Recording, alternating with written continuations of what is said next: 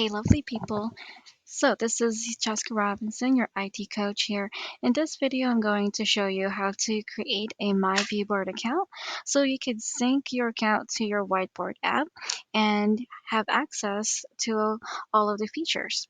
So, let's open up a Chromebook browser, a browser tab, and in your Omnibar or Omnibox, you're going to type in myviewboard.com. It is going to take you to this page. And then after that, we are going to go ahead and click on sign in. Now remember, we are using our NARIC accounts with this, and that's already associated with our Google single sign-on. So all we have to do is click on sign in with Google and select your NARIC account, and it should bring you into the dashboard. All right, so you should see over here at the top right, this is the sign in email, and if you happen to download the My Companion app, your email is also your viewboard name. So you can use the app on your phone to kind of use it as a remote control for your whiteboard, and you could use it later for when you decide to use thorough or interactive quizzes with your students. So that's where you are going to get that My Viewboard name. Okay, so what I'm going to do is I am going to minimize my window right now, and then I'm going to open my Viewboard Whiteboard app. I have it installed on my laptop, and it is that yellow cloud with the white pen outline or silhouette in the middle of it.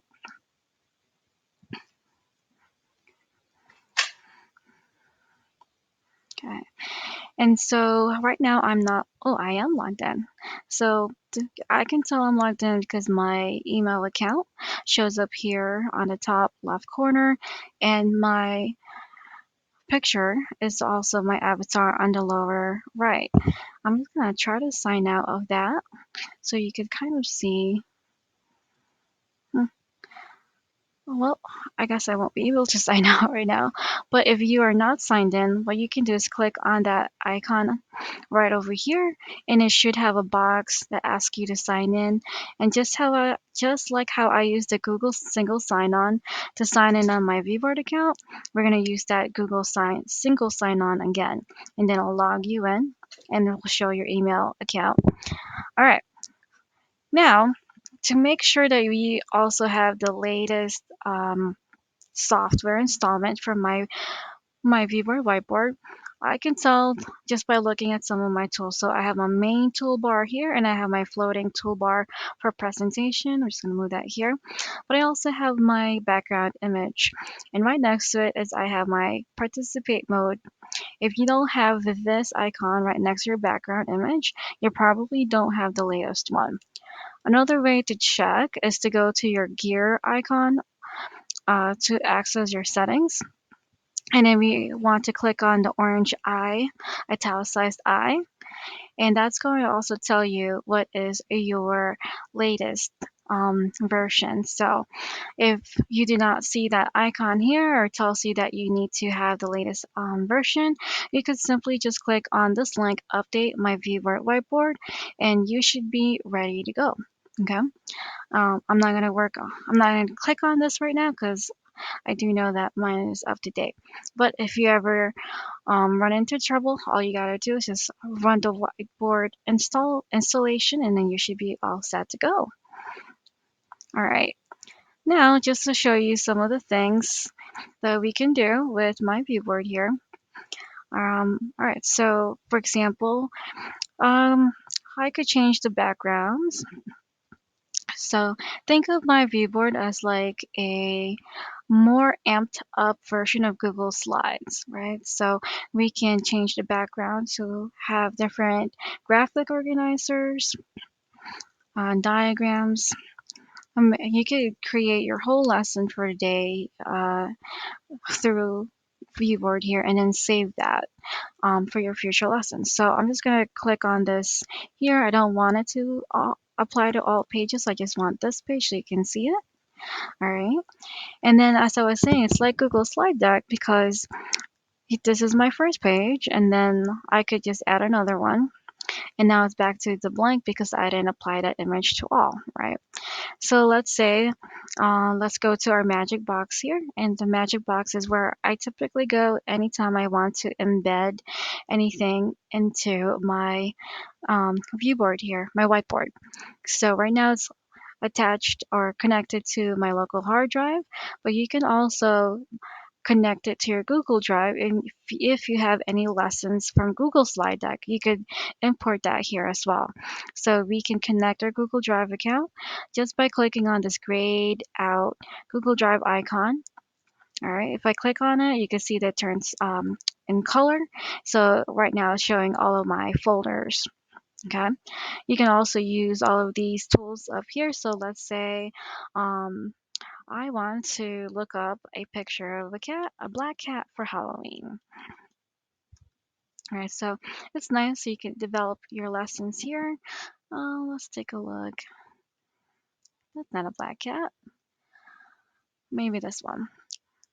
All right, so here we have the pictures, and then you can move it around. You could resize it. It's a little easier if you have the touch screen as well as to manipulate things, but not so much for me since I'm just using it straight on my laptop. And now I'm going to go back to the magic box, and I can embed a video as well from YouTube. And this is nice. I'll just say Black Cat Halloween because when you type in your search phrase, it just shows you the results, right? It doesn't have any of those distracting thumbnails or ads on the side that you would typically get when you're on the actual YouTube page. So, oh, the history of black cats from the History channel. That might be interesting. So, maybe I'll do that. I'll go ahead and double click on it. And here we go. Now I also have, just get rid of that, a video. Then I could go and create a new slide. And let's say maybe you want the students to use a graphic organizer and brainstorm about cats. All right, so you could build your lessons this way. Now, when I'm ready to present, I can go ahead and click on this little icon here with the teacher pointing to a green chalkboard, and then we're presenting. It makes it more full screen. You could take your pen. This is going to be hard. There you go. Not too bad. All right, and then we could do our lessons. And then let's say you're done and you want to save this as a lesson for students that were absent. We can save this file, or we can save this, right? I'm just going to get off of present mode. Okay, and then as you can see, I can go back to my previous slides as well. Okay. All right, so let's save this. Okay, we can save as, and you could save it to your local drive. All right, or you could save it to your Google Drive. Oops, let's do that. So let me try that again.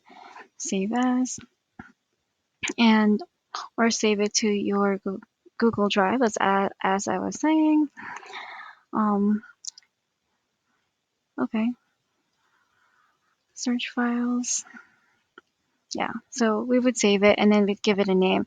Now it's just important to remember that it would save this as a .oll file so that all the interactive items you've embedded in will remain interactive.